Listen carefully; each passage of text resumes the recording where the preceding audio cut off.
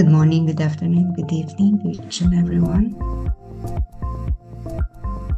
There is no time and space between us. There is only this present moment, and we are one. And so we are now on diary entry number 1243. It was August 15, 1937. Father Andreas' instructions.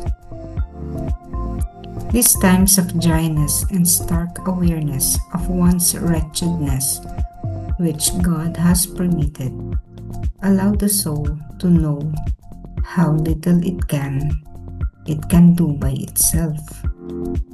They will teach you how much you should appreciate God's graces. Secondly, faithfulness in all exercises and duties. Faithfulness in everything, just as in times of joy.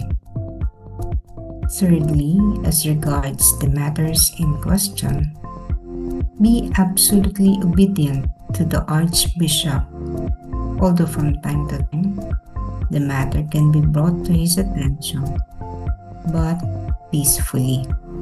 Sometimes a little bitter truth is necessary. At the end of the conversation, I asked the priest to allow me to commune with Jesus as I had done formerly.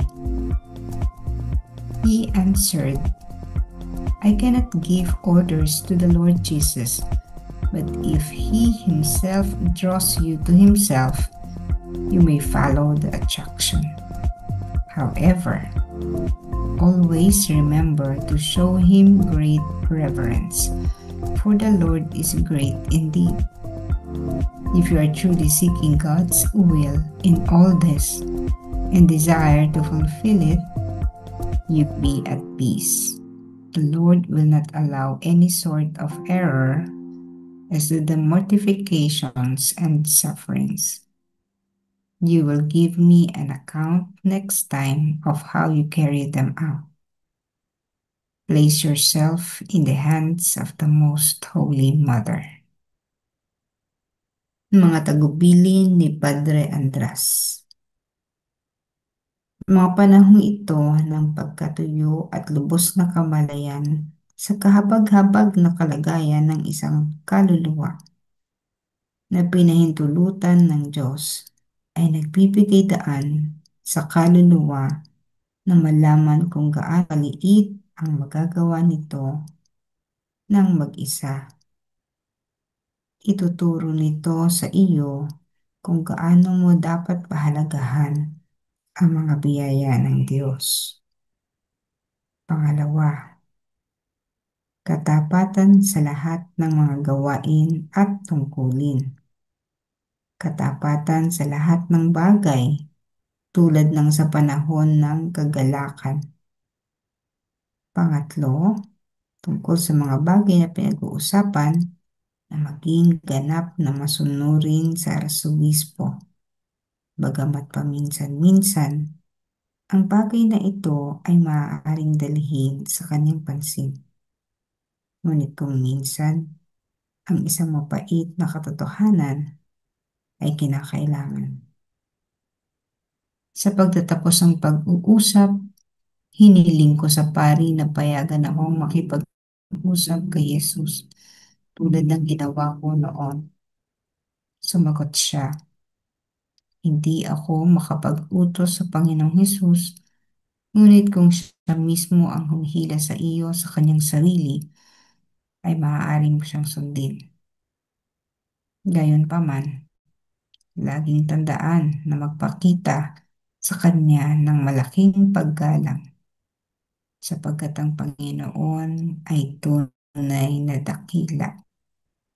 Kung talagang hinahanap mo ang kalooban ng Diyos sa lahat ng ito at nais mong tuparin ito, maaari kang maging mapayapa. Hindi papayagan ng Panginoon ang anumang uri ng pagkakamali. Kung tungkol sa mga kahihiyan at pagdurusa mo, bigyan mo ako ng ulat kung paano mo ito hinarap. ilagay mo ang iyong sarili sa kamay ng kabanal-banalang ina. So this entry is about some instructions sa Father Andras. Okay, kasi ito yung panahon na parang yung hinang-hina siya ba, no? Yung meron siyang nararanasang spiritual dryness. And spiritual dryness often happens to all of us. Yung para bang minsan wala ka ng ganang gawin ng mga trabaho mo, ang lungkot na lungkot ka, hindi mo malaman ang dahilan. So, mayroong pagkatuyo o pagkaiga sa iyong spiritualidad. Ito yung mga panahon na may soul searching na tinatawag, hinahanap mong sarili mo, dinidiscover mo kung ano talaga ang purpose mo sa buhay na ito. At maaari rin na may mga pinagdaraanan kang hirap sa buhay. Subalit ang lahat ng ito ay pinapayagan ng Diyos. No? Hindi natin pwedeng sabihin na ito ay mga nangyayari lamang dahil sa ating mga pagkakamali. Subalit ito ay may pahintulot ng Panginoon na maghanap sa atin yung spiritual dryness. No? Sapagkat ang mga pangyayaring ito sa ating buhay ay may mga dinadalang aral para sa atin. Parang katulad nga ng nababanggit ko dati, parang isang bata na natututong maglakad. Kailangan mo siyang bitawan. So, ang Diyos, bibitawan tayo para tayo ay makatayo sa sarili nating paa at tayo makapaglakad. Otherwise, kung lagi tayong inaalalayan, ay hindi na tayo matututong maglakad sa sarili natin. Hindi tayo makakatayo sa sarili natin.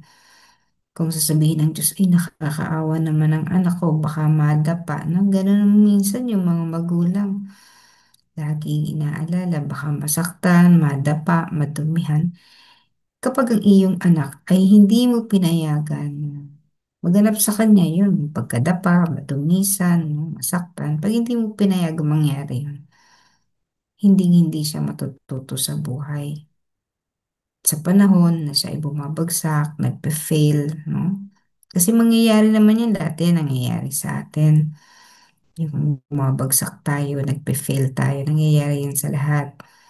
So pag nangyari yan sa isang bata na hindi naman lumaki, na pinapayagang hindi makagat ng lamok, abay, pag nadapa, mahina, hindi nakakatayong mag-isa, nagkikrisis, dumaraan sa depression, and sometimes it would lead to suicide. Maraming mga bata ang ganun ang nangyayari sa kanila. Medyo mahina yung kanilang kakayahan na harapin ang mga problema. So again, yung mga paghihirap na dinaraanan natin, the spiritual dryness that we experience, those are allowed by the Lord with the intention of teaching us certain lesson. No? At may grasya sa likod ng mga yon. Hindi agad-agad makikita, pero may grasyang dala-dala yun. Yun yung hanapin natin kapag tayo ay dumadaan sa mga pagsubok. Pangalawang sinabi niya, kailangan maging matapat sa lahat ng mga gampanin, sa lahat ng mga bagay, katapatan. No, hindi lamang sa mga panahon na ikaw ay masaya, nagagalak, kundi sa panahon na hirap ka sa mga tungkulin mo. Kung tayo ay palaging reklamo ng reklamo sa ating gawain, diba, minsan, sabi, ayoko na, resign na ako. No? Eh, hindi mo na po fulfill yung aral ng bagay na iyon. Kasi konting problema, resign, ayoko na. Kulang sa pagtitiis. Kapag hindi nagustuhan ng trabaho, hinahihirapan, tingin ay napapagsamantalahan, hindi na siya nagpapatuloy. Kaya yan, madalas kong sinasabi na wala akong talagang trabaho na napakadali na hindi mo kailangan ang dali-dali lang, wala kang paghihirap. Lahat, kailangan mong tiisin at may mararanasan kang parang tingin mo, naaabuso ka, naapi ka. Pero again, may daladalang grasya yon. Pangatlo, no, sabi niya, kailangan sa mga nagaganap sa iyo, sumunod ka sa kung anong gusto ng arsobispo. Kung kinukutya ka, tingin sa'yo, ano no, hindi naman tama yung mga sinasabi mong ulat at sinabi sa'yo na itigil yan, itigil mo. No, kapag katulad ng propagation ng divine mercy, sinabing itigil, itigil. Sumunod sa arsobispo. Kung sinabi ng pari sa'yo na ganito, tigilan yan, tigilan natin. Kasi nga, may dahilan no, kung bakit pinapayagan ng Panginoon yung mga ganong mga bagay. The more you resist naman, no, the more you will be wasting your time and energy. So just go with the flow. Sumunod na lamang. At makikita mo, kaya pala pinahihintulutan ng Panginoon, no? At the end, makikita mo, may dahilan. So maya pakita ang dahilan sa simula, kasi dadaan ka muna sa paghihirap, pero meron yan. At the end of the storm comes the rainbow. Meron pa rin baghari pagkatapos ng mga ah, bagyo sa ating buhay. So yun ang tagubilin kay Faustina ni Padre Andras na maaari nating i-apply sa ating mga nararanasan sa ating buhay.